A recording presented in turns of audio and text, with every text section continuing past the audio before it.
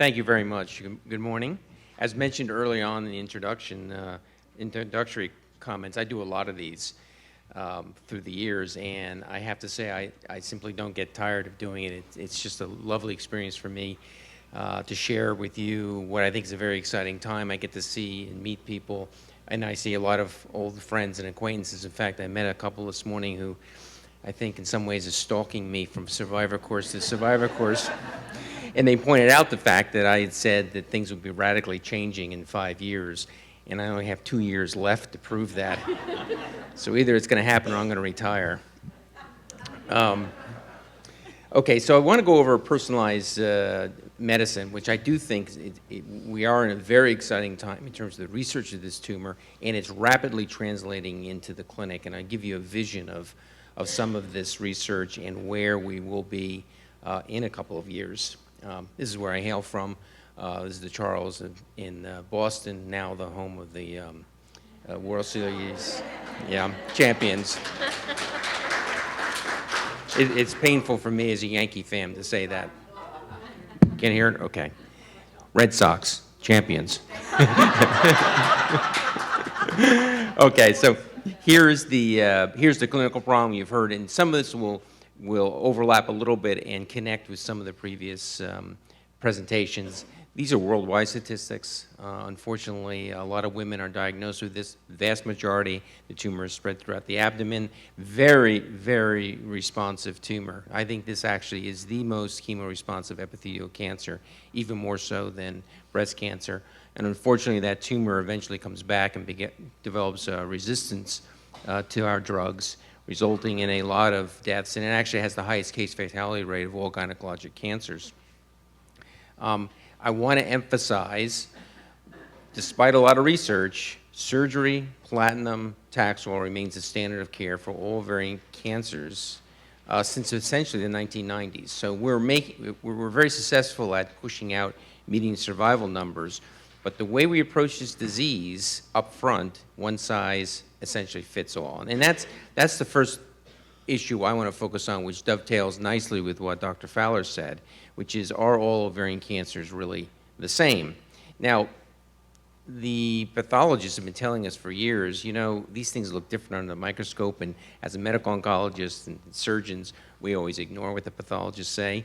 But in fact, you know, they look differently and they behave different. So what you're seeing here is just two types of tumors, clear cells and mucinous tumors, and you're seeing certain facts about them. So, in fact, if you look at the stage that it presents at, here's your serous tumors, mostly advanced. It's exactly the opposite for mucinous, tissue mucinous, and it's fairly different for clear cells.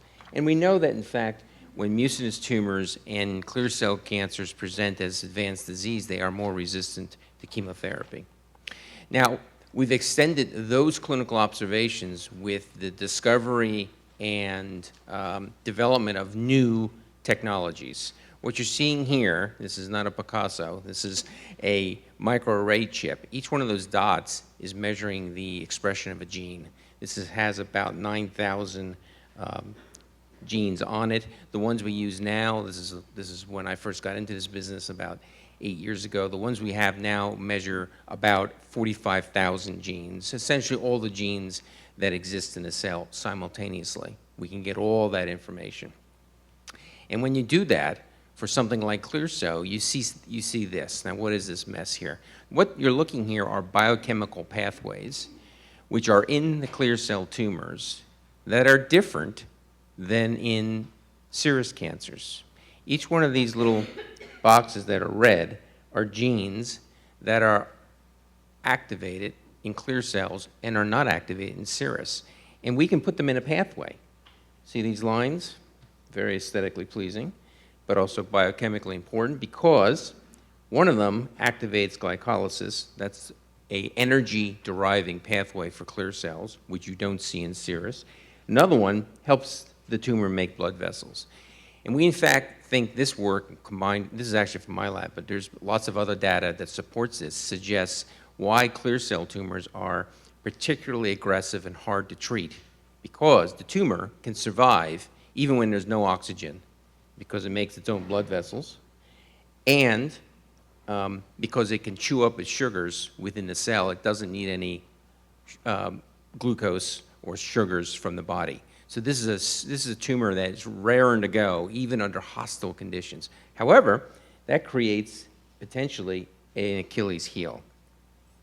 And that's seen here. So as opposed to 5 years ago, where we treated all cancers the same, we've now realized that some of these tumors are different, and we're starting to design clinical trials, and hopefully in a year or two, treatments that will be tissue and tumor specific. So here are two GOG protocols. One is 254. That's using sunitinib, which is an anti-angiogenic small molecule inhibitor. So this attacks tumor blood vessels. And this trial is actually closed now. We're waiting for the analysis.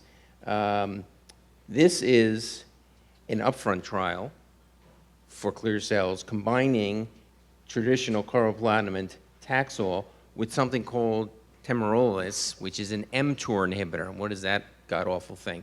That's a gene that's involved in metabolism. And because we think that glycolysis in this tumor likes to metabolize through the mTOR system, this combination will be very specific for clear cell. This trial is open and running right now. Okay, we've done the same thing for mucin. I'm not going to show you all the molecular biology on this, but mucinous tumors are very different than traditional ovarian cancer. They're more like GI-type tumors. And there is an ongoing clinical trial using what is ostensibly a GI-type regimen for mucinous tumors of the ovary. Difficult trial to do because there are not many mucinous tumors. It accounts for probably about 1%, 1.5% of all ovarian cancers. So the Gynecologic Oncology Group opened this trial internationally. It's in Europe and in the United States. And hopefully we'll be able to accumulate some data to suggest these patients should not get carboplatin and Taxol, but they should get a GI regimen. Okay. The last example of this I will show you, Jeff Fowler touched on, which is tumors that vary based upon grade. So I always presented courses like this. I almost always have a lady come up to me afterwards and says the following story. I got diagnosed, I got surgery, I got chemo, my tumor came back, I got more chemo, my tumor came back, I got more chemo, the tumor came back, I got more chemo, more chemo, more chemo. The tumor kind of shrinks but doesn't go away, and I'm here now 15 years out, and I still have tumor. And I always say, what was the grade? It's a low-grade tumor. And we now know these tumors are actually completely different tumors than high-grade tumors. And again, our pathology friends told us they look different under the microscope. And we know that, for instance, if you look at the percent of tumors with advanced stage, here are your high grades right here, lots of tumors advanced stage, but low-grade and borderline tumors mostly present with localized disease. Biologically, they're different tumors. They look different under the microscope. Here's your low-grade borderline here, very well behaved. Sometimes very thin amount of cells. Here's your high-grade, very pleomorphic, very unusual, and frankly, ugly looking. We now think, based upon that kind of data and a lot of molecular biology I'm not going to show you, that in fact, you can get ovarian cancer in two flavors depending on what happens molecularly. You can go from your normal cells, this path, and you can develop low grade. Or you can go this way and develop high grade. The major distinguishing molecular feature is a gene called P53. Here it's mutated, and here it's not. In addition, low-grade tumors have mutations in BRAF and KRAS. That may not mean much to you, but it means a hell of a lot to me because we now can target these mutations. And what I don't have here, but I will tell you, is that if you have this tumor, it does not go this way. You get a low grade, you get a low grade forever. It doesn't transform. So these are really two different types of cancers. These ladies down here will get the same treatment with all that chemotherapy. That's probably not the right thing to do. We just completed a phase 2 trial of AZD6244, which is a MEK inhibitor. What's a MEK inhibitor? Well, a MEK inhibitor is in that pathway downstream from RAS and BRAF. So it is the right target for this disease. And the take-home message, very well tolerated, minimal side effects. This is a pill, boop, just a pill, no chemo, no cytotoxics. Clinical benefit rate of about 80%. We were actually quite shocked about this. It was published in Lancet Oncology. My name is on it. This is really a great paper. This is data from MD Anderson comparing the GOG trial. And if you look at this here, PFS of 11 months, not quite doubled over the MD Anderson experience. So we think that this is a foot in the door for the new approach to low-grade tumors. And this has led to three, count them, three trials.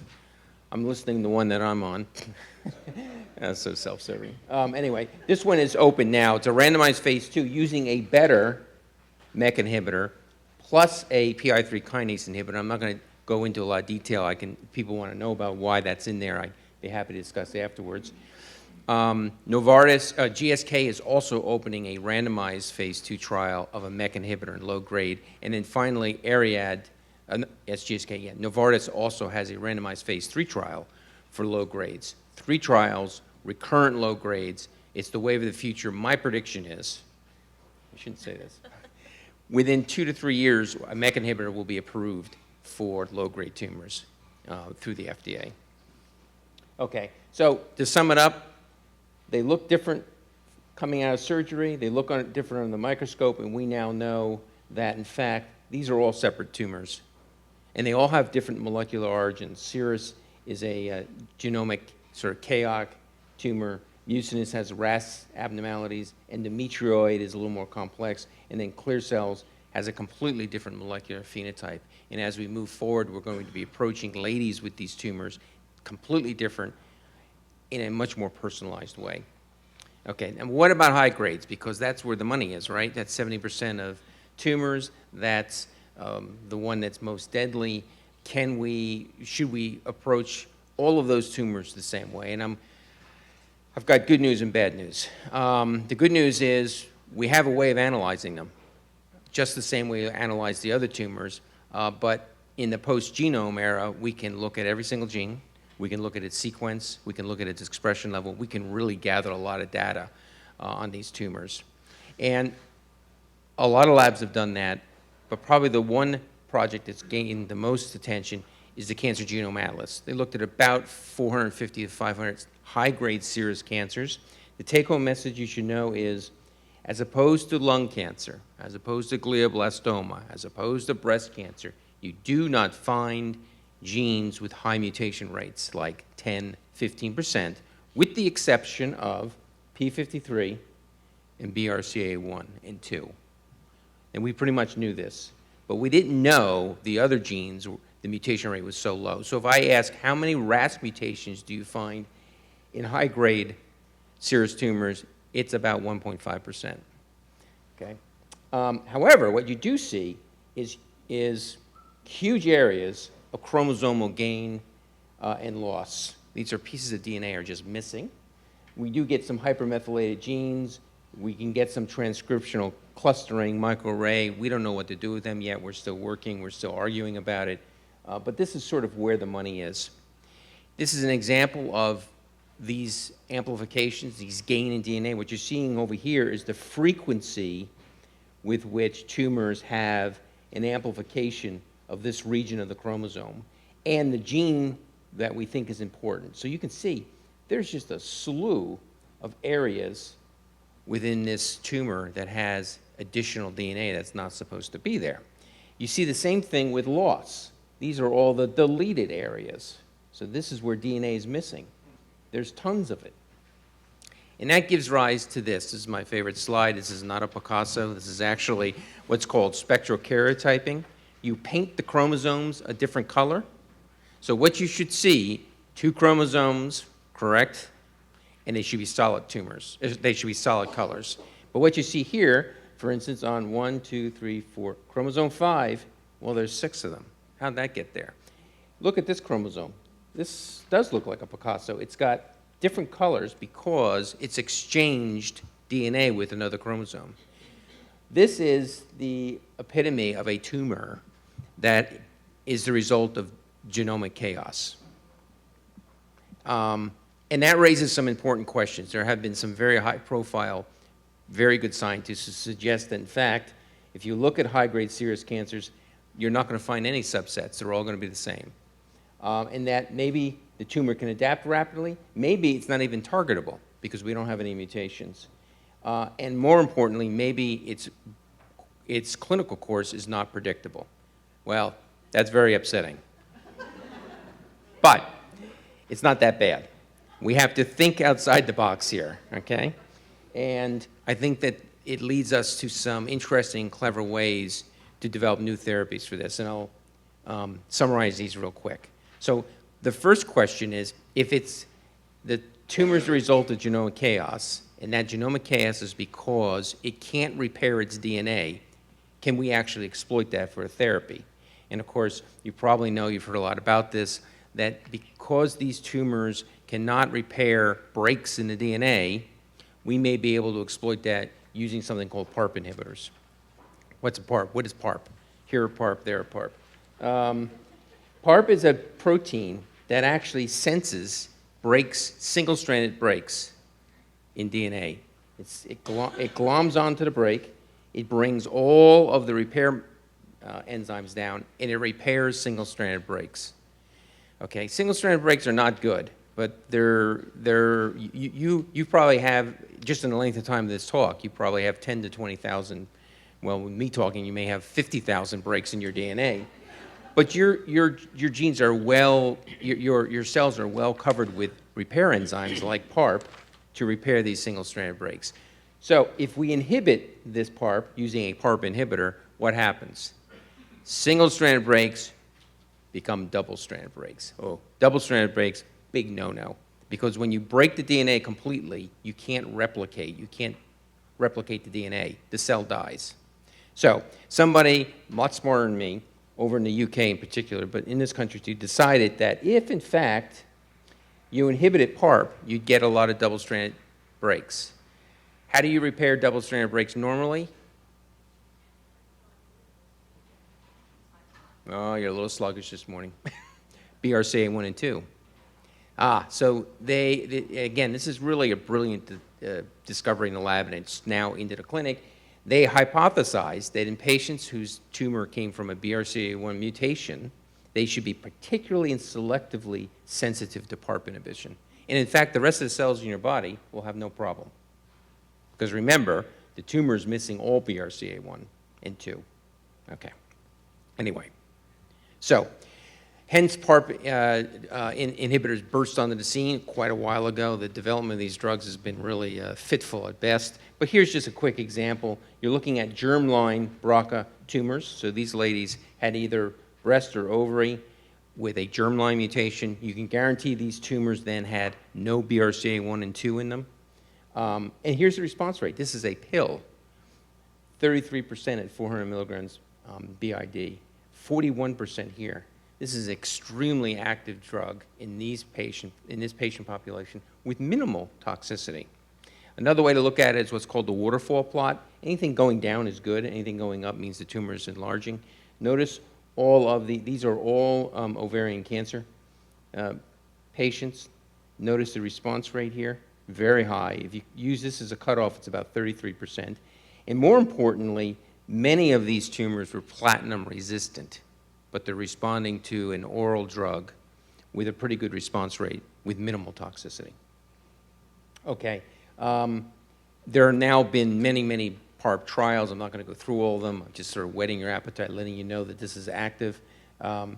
This trial, I think, is worth emphasizing. This is study 19, the consolidation trial, where patients who had platinum-sensitive tumors were put into a complete remission. These are recurrent tumors, put into a complete remission, and then they were treated randomized with placebo versus this PARP inhibitor, 400 milligrams PO BID, and this has now been shown in many meetings and published. This is the progression-free survival of those who have gotten PARP inhibitor. This is the placebo. This is all comers. The follow-up to this that I don't have the slide for, they went back and actually looked at not just platinum sensitivity, but who had a germline mutation, BRCA1 or 2. these curves now separate even further. The p-value goes on 0.0000000. It's so highly significant. And more importantly, the hazard ratio, here it's 0.35. If you look at only the mutation carriers, it's 0.15. I've never seen a hazard ratio so low. And hazard ratio reflects how effective the therapy is. Okay, so that's for germline mutated patients. The holy grail is, if you don't have a germline mutation, is your tumor still sensitive to PARP? And there's been a lot of discussion about this, and there's some pretty good data that suggests that up to 40 or 50% of tumors, even though the patient may not have a germline mutation, 40 to 50% of those tumors will have a BRCA-like signature, okay? And that's because you can lose it in the tumor, you can have methylation, you have a variety of molecular events, which means that you would do well by receiving a PARP inhibitor. And this has led, again, the development of these drugs is a poster child for how not to develop a drug. Some of these were abandoned, blah, blah, blah. The take-home message is the companies have now gotten religion. There is, I think the lead is going to be Tesaro, that's the Merck drug. It's basically opening almost right now. It's a randomized phase 3 trial. There are going to be 2 AstraZeneca trials in the next 6 to 12 months, and 2 Clovis trials using the Pfizer compound over the next 6 or 12 months. My prediction, shouldn't do it, I will. Within 2.5 years, I think you'll have approval for a PARP inhibitor for ovarian cancer. All right. Can we identify in that genomic chaos tumor, can we identify other patient subsets? And this is going to go back to a little data that I've generated in my lab. And we did it in a slightly different way. We went out in the literature and we looked at all public databases for gene expression patterns. So, you know, I showed you that chip with all that data. We picked up 1,800 of these that are out in the literature. It's all has to be curated, it has to be modified so we can analyze it. And what we asked was, could we get a gene signature to tell us whether a patient should be debulked or not? Remember the discussion by Dr. Fowler early on, patients do well if they can be optimally debulked, all the tumor can be removed, but unfortunately some patients can't, and they don't benefit from that surgery. And we now know we can give neoadjuvant therapy and maybe debulk them after 3 cycles. So here's another one of our crazy pathways. This one's a lot more complex, but what shocked me about this analysis is that this was highly statistically significant and a stable profile. It all goes through something called TGF-beta signaling. Doesn't mean much to you. It means a heck of a lot to me because this is at very high levels in the tumors. It causes the tumor to spread. We think it causes the tumor to sort of coat the abdomen so that the tumor is in such a way you can't debulk it. And patients who have this signature with these kinds of genes should probably get chemo up front and interval debulking as opposed to primary debulking. And we can do this by looking at proteins shown here, and you can get high-level expression of these proteins. And if you do that, you get a predictive value of about 93%, which we think is pretty reasonable. We're probably going to move on to commercial development for this. Okay. Can we identify other patient subsets? If there are no targetable mutations, can we use something else? Well, the obvious choice is all those DNA copy changes I showed you, the amplifications. If a gene is overexpressed because it's amplified or it's mutated, it's probably the same. So our work is now within the lab is to try to do the necessary laboratory work to tell us which gene in those amplified regions is actually what we call the driver to the tumor.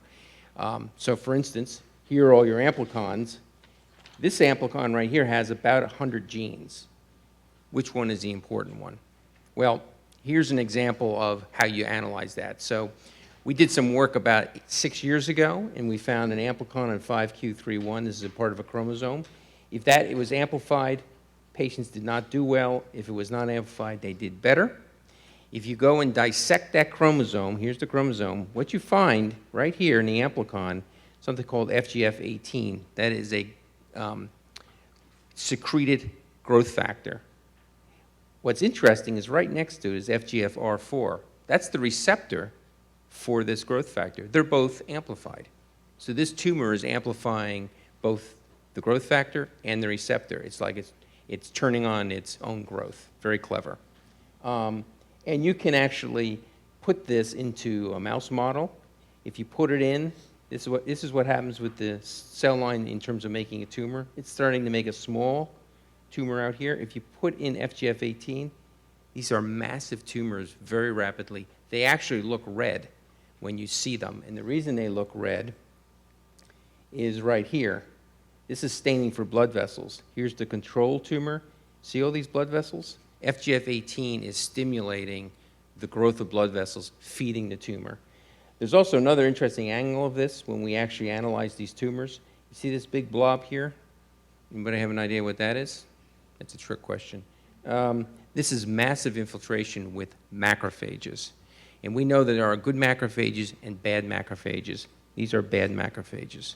So here is an amplicon. We've identified it. We think we find the two genes there that are driving the badness. We can draw a beautiful pathway that my postdoc drew. Lovely. And we think we can target it because there are now FGFR inhibitors in the clinic. There's also something called FGF trap, which is a molecule that soaks up all the FGFs. And so we have a trap molecule that actually is selective for FGF18. So Cancer Genome Atlas, identify amplicons, hard work in lab, finding the right genes, getting the molecule, bringing it into clinic. We hope to have a clinical trial starting early next year. So in conclusion, it's like a mantra at these talks, but I think you're getting the message. Ovarian cancer is really just not ovarian cancer. It's a group of diseases. The way it looks under a microscope from histology and grade is very important, and patients will get treated separately and distinctly. If you have a serous tumor, I think PARP is something that all patients should see at some point. Probably some tumors respond better than others based upon homologous recombination. And then ultimately, with hard work over the next couple of years, I envision a scenario as follows. Patient comes in, gets biopsied, gets debulking surgery, whether they should or not, we'll be able to tell by our profile. They then get carboplatin and Taxol. We probably won't change that. Unfortunately, tumor comes back 2 years, 3 years later. Repeat biopsy. We do a genomic analysis. We find out that they have certain amplicons. We know the targets there. They then get a molecular targeted therapy that doesn't have the toxicities of cytotoxic chemotherapy. There's no damage on the bone marrow. There's no loss of hair. There's no nausea. There may be some other quirky side effects, and we should know those. We can get around them. That chases the tumor away for another 2 years. It comes back again, another biopsy. Now the amplicons have changed. We now see a different amplicon. We know the driver there. They get treatment B. And this goes on and on. We may not cure the disease, but we've changed it into a chronic disease, which hopefully will extend life and contribute to a very good quality of life. So personalized medicine is coming. Thank you.